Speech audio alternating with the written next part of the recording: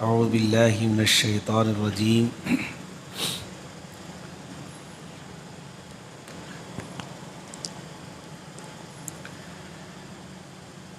پناہ مانگتا ہوں اللہ کی شیطان مردود سے۔ بسم اللہ الرحمن الرحیم۔ شروع کرتا ہوں اللہ کے نام سے جو بڑا مہربان نہایت رحم والا ہے۔ الف لام میم اللہ اعلم بمرادہ ذالک الکتاب لا ریب فیہ۔ ایک ایسی کتاب ہے یہ جس میں کوئی شک نہیں، ھدی للمتقین، متقین کے لیے راہ ہدایت ہے۔ الذین یؤمنون بالغیب ویقیمون الصلاۃ ومما رزقناہم ینفقون، وہ لوگ جو غیب پر ایمان لانے والے ہیں اور نمازوں کو قائم کرنے والے اور ہماری دی ہوئی نعمتوں میں سے خرچ کرنے والے ہیں۔ والذین یؤمنون بما انزل الیک وما انزل من قبلک، اور وہ لوگ جو ایمان لے آنے والے ہیں اس کتاب پر جو آپ پر نازل کی گئی اور ان کتابوں پر جو آپ سے پہلے نازل کی گئی۔ وبالآخرۃ ھم یوقنون، اور آخرت پر یقین رکھنے والے ہیں۔ اولئک علی ھدی من ربہم، یہی لوگ ہیں جو اپنے رب کی جانب سے ہدایت پر ہیں۔ واولئک ھم المفلحون، اور یہی لوگ فلاح کو پانے والے ہیں۔ ان الذین کفروا سواء علیہم انذرتہم ام لم تنذرہم لا یؤمنون، وہ لوگ جنہوں نے کفر کیا چاہے آپ ان کو ڈرائیں یا نہ ڈرائیں، لا یؤمنون، یہ لوگ ایمان لانے والے نہیں ہیں۔ ختم اللہ علی قلوبہم وعلی سمعہم، اللہ تبارک و تعالی نے ان کے دلوں پر اور ان کے کانوں پر پردہ مہر لگا دی ہے۔ وعلی ابصارہم غشاوہ، اور ان کے آنکھوں میں پردہ ڈال دیا ہے۔ ولہم عذاب عظیم، ان کے لیے بہت بڑا عذاب ہے۔ ومن الناس من یقول آمنا باللہ وبالیوم الآخر، اور لوگوں میں سے وہ ہیں جو کہتے ہیں کہ ہم اللہ پر اور آخرت کے دن پر ایمان لے آئے۔ وما ہم بمؤمنین، حالانکہ وہ ایمان والے نہیں ہیں۔ یخادعون اللہ، اللہ کو دھوکہ دیتے ہیں۔ والذین آمنوا، اور ان لوگوں کو دھوکہ دیتے ہیں جو ایمان لے آئے۔ وما یخدعون الا انفسہم وما یشعرون، حقیقت میں وہ دھوکہ نہیں دیتے مگر خود کو، اور وہ جانتے بھی نہیں۔ فی قلوبہم مرض، ان کے دلوں میں کجی ہے۔ فزادہم اللہ مرضا، اللہ تبارک و تعالیٰ ان کے مرض کو، کجی کو زیادہ کریں گے۔ ولہم عذاب علیم، ان کے لیے دردناک عذاب ہے۔ بما کانوا یکذبون، اس معاملے کی وجہ سے جس کو وہ جھٹلا رہے ہیں۔ وَإِذَا قِيلَ لَهُمْ لَا تُفْسِدُوا فِي الْأَرْضِ، جب ان سے کہا جائے کہ تم زمین میں فساد مت پھیلاؤ، قالوا، وہ لوگ کہتے ہیں انما نحن مصلحون، ہم تو اصلاح کرنے والے ہیں۔ الا انہم هم المفسدون ولکن لا یشعرون، آگاہ ہو جاؤ کہ بے شک یہی لوگ فساد پھیلانے والے ہیں اور اس کا ان کو شعور تک نہیں ہے۔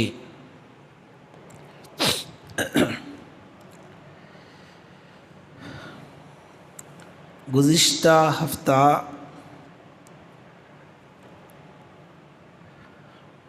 تفسیر کا سلسلہ دوسری مرتبہ شروع ہونے کی وجہ سے کچھ باتیں، پرانی باتیں ہمارے سامنے آئیں تاکہ ہمیں ترتیب سمجھ میں آ جائے کہ کہاں سے معاملہ شروع کیا گیا تھا اور کہاں پر ختم کیا گیا تھا۔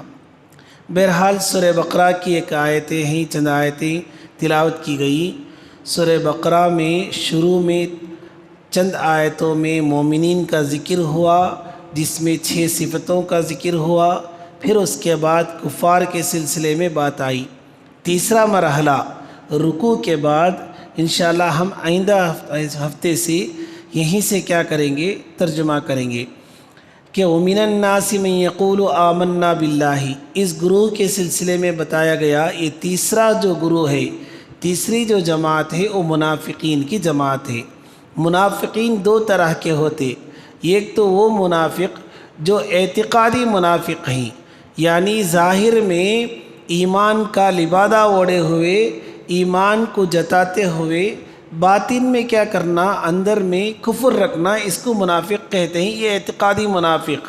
دوسرے ایک منافق ہے جو فعلی منافق، یعنی منافقین کی جو علامتیں اللہ کے نبی صلی اللہ علیہ وسلم نے بتلائی ہیں، اس علامتوں میں سے کسی علامت کا اپنے اندر پایا جانا، اسی کو آ کر کیا کہتے ہیں، فعلی منافق کہتے ہیں۔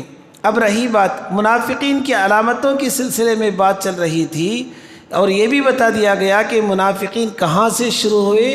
عبداللہ ابن ابی سلول کے ذریعے سے یہ لوگ کیا ہوئے، آگے بڑھتے چلے گئے۔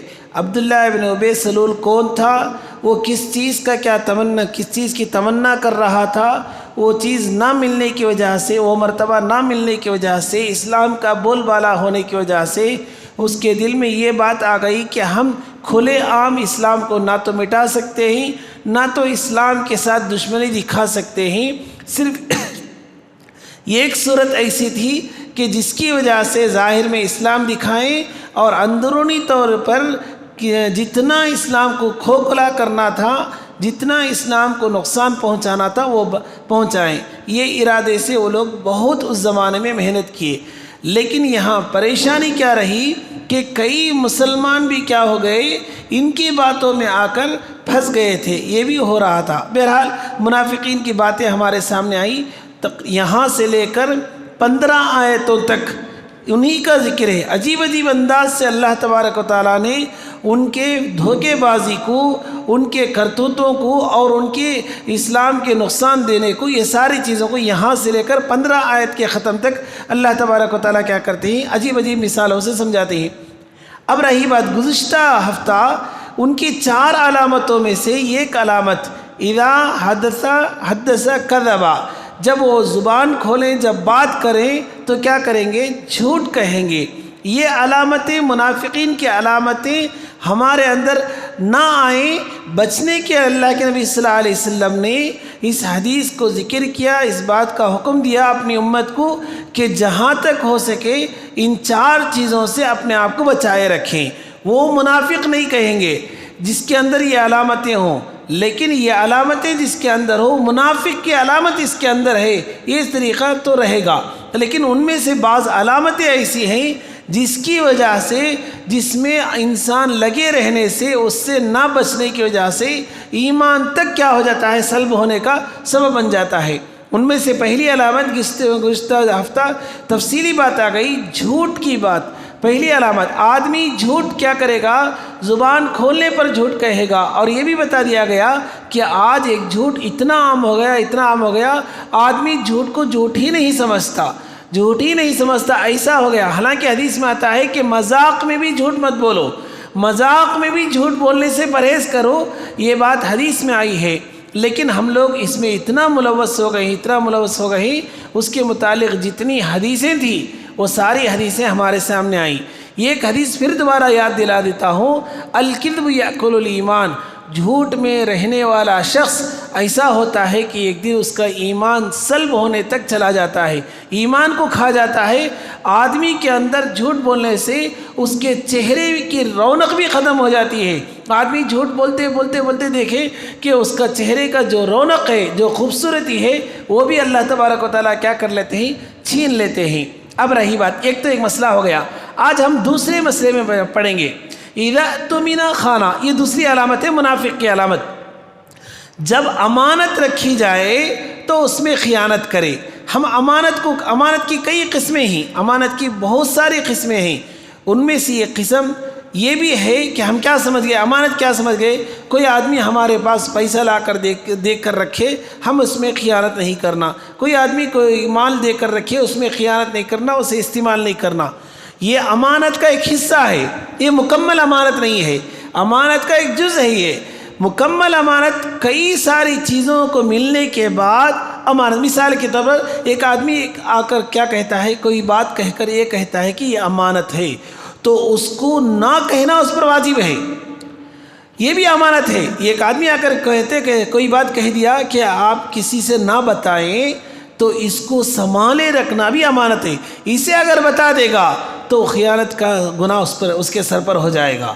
ہم کیا کرتے، ایک آدمی کا کوئی چیز آ کر کوئی راز کی بات کہے تو فوراً ہم اس کا کسی اور سے کہنا ہو تو یہ کہتے کہ میں ایک راز کی بات بتاتا ہوں، کسی سے مت کہنا.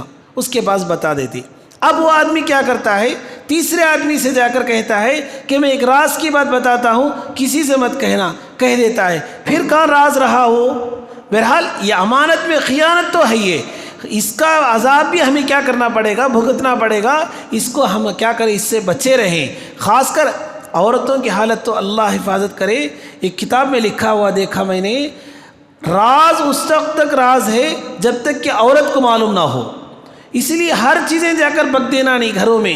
ہر چیزیں اسلام کی چیزیں ہیں، اسلامی چیزیں ہیں. کسی کے بارے میں کوئی چیز معلوم ہو، اگر ہم کیا کر دیں گے، عورتوں سے سنا دیں گے، بات پہلتے کیا ہو جائے گی، پوری جگہ پھیل جائے گی. اس لیے اور ایک کتاب میں دیکھا کہ 100 آدمی مل کر ایک بات کو چھپا سکتے ہیں، ایک عورت نہیں چھپا سکتی. عورتوں کے اندر وہ مزاج ہی میں ایسا رہتا ہے کہ وہ لوگ کیا کر دیتے، باتوں کو ظاہر کر دیتے. اس لیے ہم کیا کریں، ایسی باتیں جو ضرورت ہے، اسلامی باتیں ہیں، یہ بھی ایک امانت ہے. اس کو جا کر کیا کرنا، کہنا. ہم جو بھی یہاں سنتے ہیں وہ بھی ایک امانت ہے. اس کو جا کر ہمیں گھروں میں کیا کرنا چاہیے، سنانا چاہیے. بہرحال کہنے کا مطلب یہ ہے کہ امانت کو ہم ایک خاص چیز کے لیے سمجھ گئے ہیں. امانت بہت ساری چیزیں ہیں، بہت ساری باتوں کا مجمع کا نام کیا ہے، امانت ہے. امانت کی بھی امانت میں جو آدمی خیانت کرتا ہے اس کے لیے بڑی بڑی پریشانیوں کا سامنا کرنا پڑتا. اللہ تبارک و تعالیٰ فرماتے ہیں ان اللہ لا يحب الخائنین. کیا نہیں ہے، اللہ تبارک و تعالیٰ امانت میں خیانت کرنے والوں سے محبت ہی نہیں فرماتی. اللہ تبارک و تعالیٰ اسے پسند ہی نہیں کرتے. اور ایک جگہ فرمایا ہے قید الخائنین. امانت میں جو خیانت کرتا ہے اس کی کون سی ادا بھی اللہ تبارک و تعالیٰ کو کیا نہیں ہے، پسند نہیں آتی ہے. اس طریقے پر بہت ساری حدیثیں ہیں امانت کے سلسلے میں. ایک حدیث میں آتا ہے کوئی آدمی کسی کی امانت کیا کر لیا، رکھ لیا، یا آ کر وہ بھول گیا دینے والا، یا یہ خود رکھ لیا، یا استعمال کر لیا، یا اسے فنا کر دیا. حدیث میں آتا ہے ہم لوگ کیا کرتے، پیسہ وغیرہ کسی کا کوئی ہمارے پاس ہوتا تو ہمیں ضرورٹیشن کرتے. حالانکہ جائز نہیں ہے، حرام ہے. یہ جو پیسہ اس نے دیا ہے اسی کو واپس لوٹانا ضروری ہے. ہاں اگر دینے والا یہ کہہ دے کہ آپ استعمال کر لیں، میں جب پوچھوں گا تو مجھے واپس لوٹا دینا، تب تو اس کی اجازت ہے. اگر وہ نہ کہے بلکہ یہ کہے کہ میں امانتاً رکھتا ہوں، آپ مجھے بعد میں دے دیں، تو اسے استعمال بھی ہم کیا نہیں کر سکتے، ہرگز نہیں کر سکتے. رہا اسی میں ایک مسئلہ سمجھا دیتا ہوں، اڈمانم کا معاملہ. یہ شریعت میں اجازت نہیں ہے. شریعت میں اس کی بالکل اجازت نہیں ہے کہ وہ بھی ایک امانت ہے کہ گھر دے کر کچھ پیسہ لے لیا تو ہم اس میں استعمال کرتے. اس میں تو ہماری زبانوں سے ہمیں انٹرسٹ کا وغیرہ کی بات بھی کرتے. نعوذ باللہ من ذالک، یہ تو حد ہو گئی. اب اس کے لیے صورت کیا ہے کہ ہم اڈمانم بالکل ہی شریعت میں اجازت نہیں ہے. ہم اسے کیا کرتے، 3 لاکھ روپے 4 لاکھ روپے دے کر آرام کے ساتھ اس گھر میں رہتے، حالانکہ اس گھر میں رہنے کی بالکل اجازت نہیں. یہ ایک شوشہ نکالا گیا ہے شریعت میں. وہ کیا ہے کہ ہم اس کو ایڈوانس کا نام لکھیں، باقاعدہ لکھیں. کیا کریں، اسے آ کر پترم میں لکھ کر اسے آ کر اگریمنٹ ڈالیں کہ ہم اس کو ایڈوانس دے رہے ہیں اور کچھ کرایہ بھی رکھ لیں. اب جب یہ مسئلہ آیا، لوگ 50 روپے کرایہ رکھ لیتے. کرایہ ایسا رکھیں جسے کرایہ کہا جا سکے، ایسا نہیں کرایہ کہا جا سکے. کچھ 500 ہو، کچھ اس کے مطابق، اس گھر کے مطابق کچھ رکھ لیں. وہ بھی نہیں رکھے، بلکہ اس میں ہم کیا کر لیں گے، اس طریقے سے اگر کر لیں گے تو بہت بڑا مسئلہ ہو جائے گا. بہرحال امانت کے بارے میں ایک حدیث میں آتا ہے کہ اللہ کے نبی صلی اللہ علیہ وسلم فرماتے ہیں ایک آدمی کسی کی امانت کو استعمال کر لیا. استعمال کرنے کے بعد اب وہ کیا ہوگا، قیامت میں اللہ تبارک و تعالیٰ کہیں گے تو اس کی امانت کو استعمال کر لیا ہے، وہ دے دے. اب وہ کہے گا کہ میں کہاں سے دوں، تو فرشتے کہیں گے کہ وہ امانت ایک جگہ پڑی ہوئی ہے، وہاں سے جا کر لے کر آ کر دے دے. اب وہ آدمی کو بلا کر جہنم کی طرف لے کر جائیں گے. جہنم میں جائے گا. ہاویہ ایک جگہ ہے، ہم پڑھتے القاریۃ کی سورہ میں، حاویہ ایک جگہ ہے جہنم میں، وہاں اس کی امانت، جس جگہ منافقین کی جگہ ہے اس جگہ پہ وہ امانت پڑی ہوئی رہے گی، اس امانت کو دیکھ کر کہے گا کہ میں اس کو لے کر جاتا ہوں، فرشتے کہہ دیں گے کہ اس کو لے کر جا۔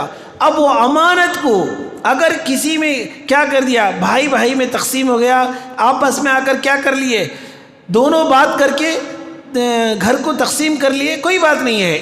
اگر ظلماً ایک بھائی دوسرے بھائی کا 1 انچ جگہ بھی لے لیا ہوگا، ایک حدیث میں آتا ہے، کوئی شخص کسی شخص کے زمین میں سے تھوڑا سا حصہ بھی، 1 انچ کا حصہ بھی اگر لے لیا ہوگا تو وہ انچ کا حصہ اس حاویہ میں پڑا ہوا ہوگا۔ اب اس کو وہاں لے جا کر اس کو لے کر آ کر دینا پڑے گا۔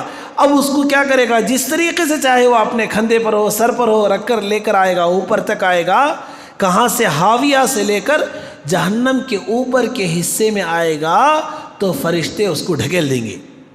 پھر وہ چیز جا کر کیا کرے گی، وہاں گر جائے گی، پھر دوبارہ جائے گا۔ حدیث میں آتا ہے کبھی بھی نہیں ہلا سکتا، بلکہ وہ جاتا آتا رہے گا، جاتا آتا رہے گا۔ یہ جانا آنا خود اس کے لیے سزا بن جائے گی، بہت بڑی سزا بن جائے گی۔ بہرحال اس طریقے سے بھی حدیث میں آتا ہے، جنگ خیبر ایک جنگ ہوئی، اس جنگ میں اللہ کے نبی صلی اللہ علیہ وسلم کیا کرتے ہیں، لوگوں کا مال لا کر لیتے ہیں، مال غنیمت کو جمع کرتے ہیں۔ ایک شخص آ کر کیا کرتے ہیں، اس وقت میں جو نئے تھے،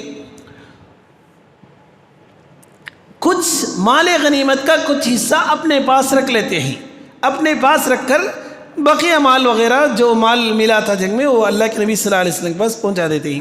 یہ معاملہ ہو گیا، لیکن جب وہ زخمی الگ تھے، اس جنگ میں زخمی ہو گئے تھے، ان کو آ کر کئی جگہ بدن پر آ کر کیا ہو گیا تھا، تلوار کی مار لگ گئی تھی۔ اب اس کے بعد وہاں سے اسی زخم میں ان کا انتقال ہو گیا، یعنی شہید ہو گئے۔ جنگ میں جو زخم ہوا اس زخم کی وجہ سے شہید ہو گئے۔ تو اللہ کے نبی صلی اللہ علیہ وسلم نماز جنازہ پڑھانے کے لیے جانے کے وقت میں وحی نازل ہو جاتی کہ ان کے جنازے کی نماز کو مت پڑھاؤ۔ تو صحابہ کرام پریشان ہو جاتے، صحابہ کرام آ کر کہتے کہ یہ صحابی ہیں اور جنگ میں شہید ہوئے ہیں، لیکن تمہیں آ کر کیا ہے، یہ نماز جنازہ کیوں نہیں پڑھا رہے؟ اللہ کے نبی صلی اللہ علیہ وسلم فرمایا کہ فلاں جنگ میں، حالانکہ اتفاقاً ان کے پاس وہ چیز ٹھہر گئی تھی، فلاں جنگ میں، جنگ خیبر میں فلاں چیز ان کے پاس آئی تھی، یہ ان کے گھر میں ٹھہر گئی، اب یہ امانت میں خیانت کرنے والے ہو گئے اور مجھے اللہ کی طرف سے حکم ہو گیا کہ ان کی نماز جنازہ مت پڑھاؤں۔ تو اتنا امانت میں خیانت اگر کر دیا تو اس کی بہت بڑی سزا ہے، بہت بڑی سزا ہے۔ اور ایک بیپار، دو آدمی مل کر بیپار کرتے، کیا کرتے، کئی تجارت کئی لوگ آپس میں مل کر بیپار کرتے، کبھی بھائی کرتے، کبھی دوست مل کر لیتے۔ اس کے بارے میں حدیث میں آتا ہے کہ اس تجارت میں اس وقت برکت ہوگی جبکہ دونوں میں سے کوئی ایک آدمی بھی کیا نہ ہو، خیانت کرنے والا نہ ہو۔ دو میں سے ایک آدمی بھی اسے معلوم ہو کہ بغیر 1 روپے بھی یہ لے لیا، اسے معلوم کہ بغیر 1 روپیہ بھی یہ اٹھا لیا، تو اس بیپار کے اندر جو برکت ہوگی ختم ہو جائے گی، ختم ہو جائے گی۔ بہرحال امانت میں خیانت کرنا یہ منافقین کی علامتوں میں سے ایک علامت ہے۔ اسی لیے ہم کیا کریں، امانت پہلے نہ لیں، اگر لے بھی ہیں تو فوراً کیا کریں، اس کی حفاظت کریں، اسے صحیح معنی میں استعمال کریں اور صحیح معنی میں اسے حفاظت کے ساتھ رکھیں۔ اگر وہ اجازت دیتا ہے تو اس کا استعمال کریں، اگر وہ اجازت نہیں دیتا ہے تو بالکل اس کی کیا کرنے کی اجازت نہیں، اسے استعمال کرنے کی اجازت نہیں۔ بہت ساری نمازوں کا اہتمام کرنا یہ بھی ایک خدا کی طرف سے امانت ہے، روزوں کا اہتمام کرنا یہ بھی امانت ہے، کئی ساری امانت کا ایک بڑا پلیٹ فارم ہے، لیکن ان میں سے اہم بات یہ ہے کہ سب سے اہم بات، کسی کی چیز، دی ہوئی چیز کو ہم استعمال نہ کریں، اور اسی طریقے سے کسی کی بات کو ہم کیا نہ کریں، نہ پھیلائیں۔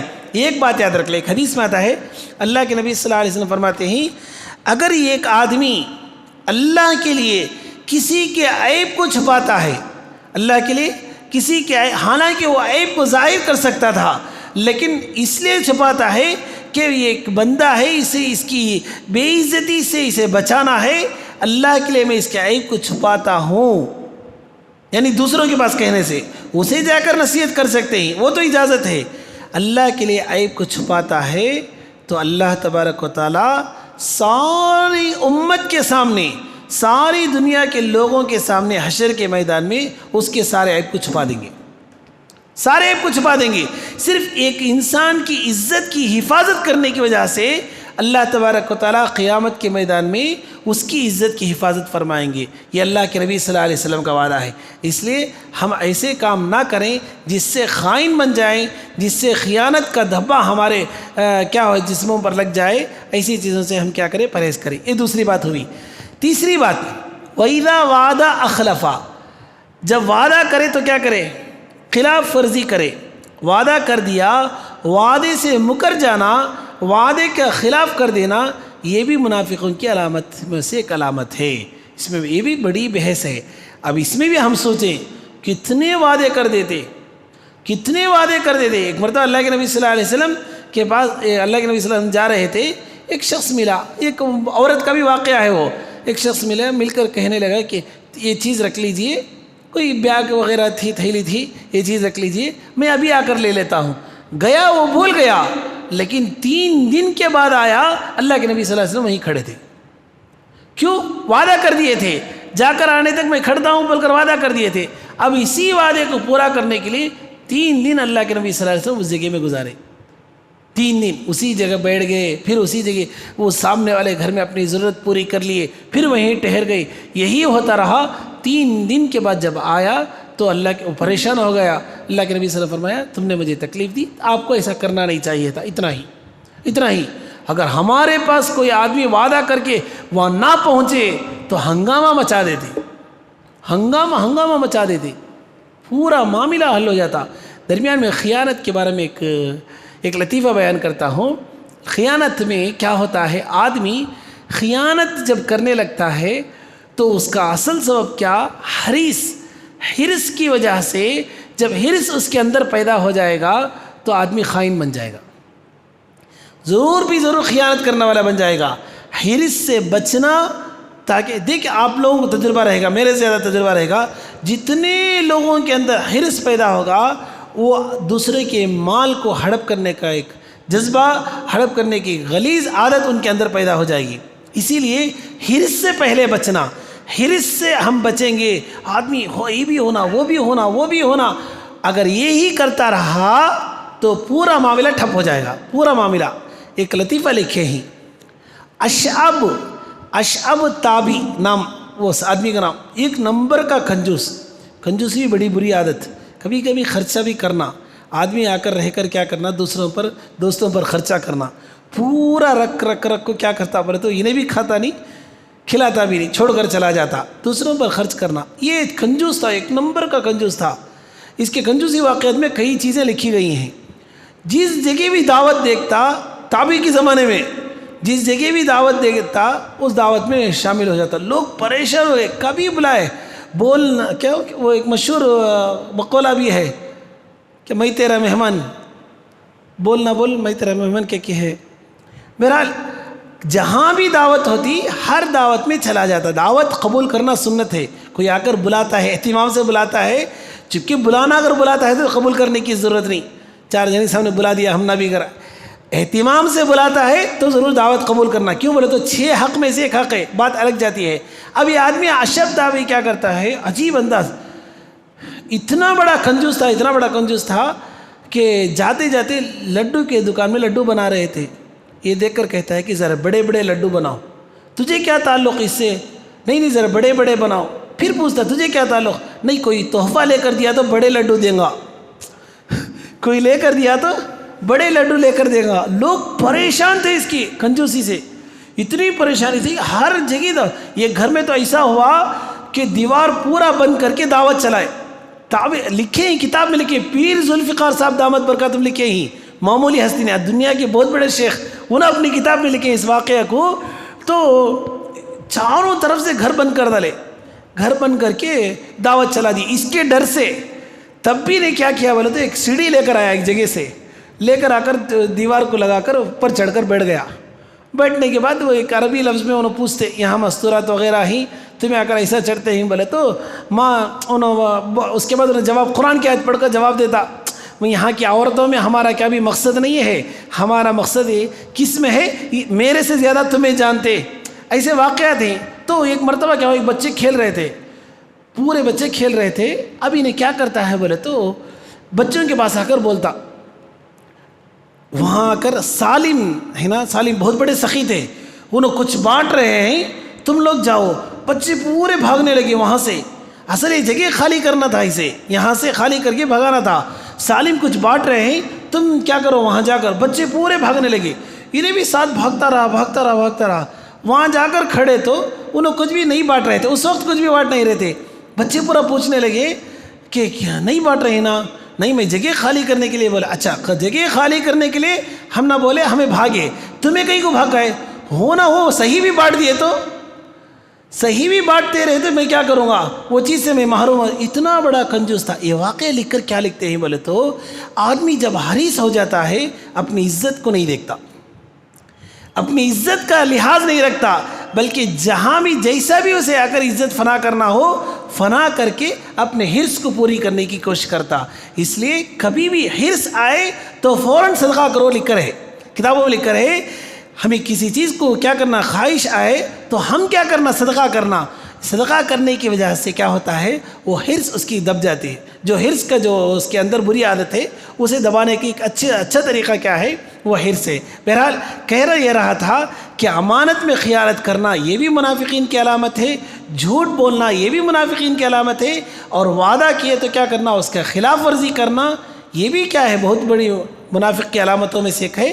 وعدہ خلافی میں بہت سارے واقعات بھی ہیں اور بہت ساری باتیں بھی ہیں وعدہ خلافی میں، اور اس کا نقصان بھی بہت ہوتا. وعدہ خلاف کرنا نہیں ہوتا، بول دینا، صاف بول دینا، کچھ بھی جان تو نہیں جانی جاتی، یہ کام میرے سے نہیں ہو سکتا، نہیں میں ضرور کرتا ہوں، ختم. یہ آ کر اسے معمولی سمجھ گیا ہمیں. آدھے ابھی چاہتا ہوں با، ایسے بہت لوگ رہتے، آدھے ابھی چاہتا ہوں بولتے، وہ قیامت تک بھی آتے نہیں. وہ لوگ آتا ہوں بولے تو نہیں آتے مانا، ایسا ہو گیا. انہوں آتا ہوں بولے تو جو میں پیچھے آ جاتا ہوں، تھوڑی دیر میں آ جاتا ہوں بولے تو قیامت تک نہیں آتے غرض مانا. ایسا پرا نہیں کرنا، وہ ہماری بات کو بیکار ہونے دینا نہیں. بات کو بیکار کرنے کا نام ہی کیا ہے، اذا وعدہ اخلفا، جب وعدہ کرے تو خلاف ورزی کرے. یہ منافق کی علامتوں میں سے ایک علامت ہے. اللہ سے دعا کیجیے کہ اللہ تبارک و تعالیٰ ایسی بری عادتوں سے ہماری حفاظت فرمائے. Can anybody out there hear me? Hear me?